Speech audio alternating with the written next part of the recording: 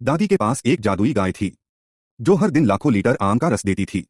दादी उसे पीती थीं, उसमें तैरती थीं और आमरस के झरने में ही अपना जीवन बिताती थीं। हर सुबह वो कहती, साफ कर दो आंगन, आमरस आने वाला है। पूरा गांव हैरान था कि ये आम कहां से आता है। लेकिन एक दिन गाय चुप हो गई। न एक बूंद रस, न एक बूंद उम्मीद। दादी रोने लगी। अब मैं बिना आमरस के कैसे जीऊंगी। डॉक्टर आए, वैद्य आए, गाय को मसाज भी दी गई, पर कुछ नहीं हुआ। फिर दादी ने चुपचाप गाय से पूछा, क्या तुम मुझसे नाराज हो। गाय ने आंसू टपकाए और बोली, दादी आप तो सिर्फ रस से प्यार करती थीं, मुझसे नहीं। दादी चौंक गई। अगले दिन से दादी ने गाय को गले लगाया, उसे चारा दिया, माथा चूमा। गाय खुश हो गई। और तभी, अरे, अभी तक आपने सब्सक्राइब नहीं किया। रमू किसान ने एक दिन खेत में अजीब बीज बोया। अगली सुबह देखा तो खेत में टीवी, मोबाइल और गोलगप्पे उग रहे थे। पूरा गांव देखने आ गया। सब हैरान कि ये कैसे हुआ। रमू खुश था, सोच रहा था अब अमीर बन जाऊंगा। लेकिन तभी आसमान से आवाज आई, सब्सक्राइब नहीं किया तो फसल जाएगी। रामू ने डर के मारे मोबाइल उठाया, लेकिन बहुत देर हो चुकी थी। फसल गायब हो गई। अब वो रोज एक बार की बात है, जादुई जंगल में परी चमचम रहती थी। वह छोटी सी गुलाबी पंखों वाली और बहुत ही शरारती थी।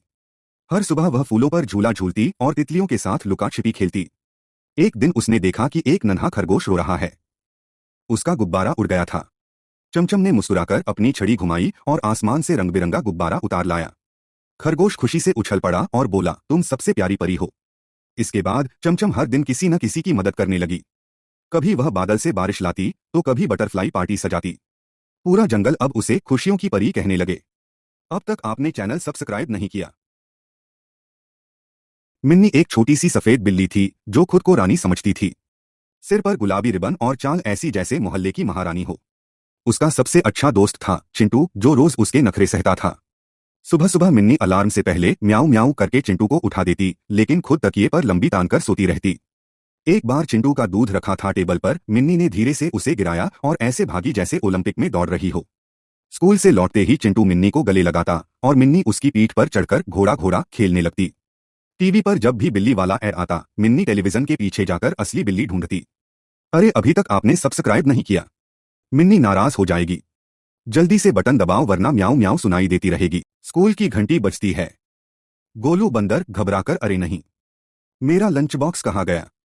थोड़ी देर सोचता है। गोलू, लगता है मैं तो उसे फ्रिज में ही छोड़ आया। स्कूल के दोस्त चिंकी, गिलहरी, मिट्ठू, तोता हंसने लगते हैं। चिंकी, तू रोज कुछ न कुछ भूल जाता है गोलू।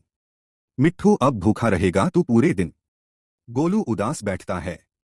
तभी टीचर प्यारी आवाज में, बच्चों मिलकर खाना शेयर करते हैं। सभी बच्चे अपना खाना गोलू से शेयर करते हैं। गोलू खुश होकर, सच्चे दोस्त वही होते हैं जो भूख में भी साथ निभाएं।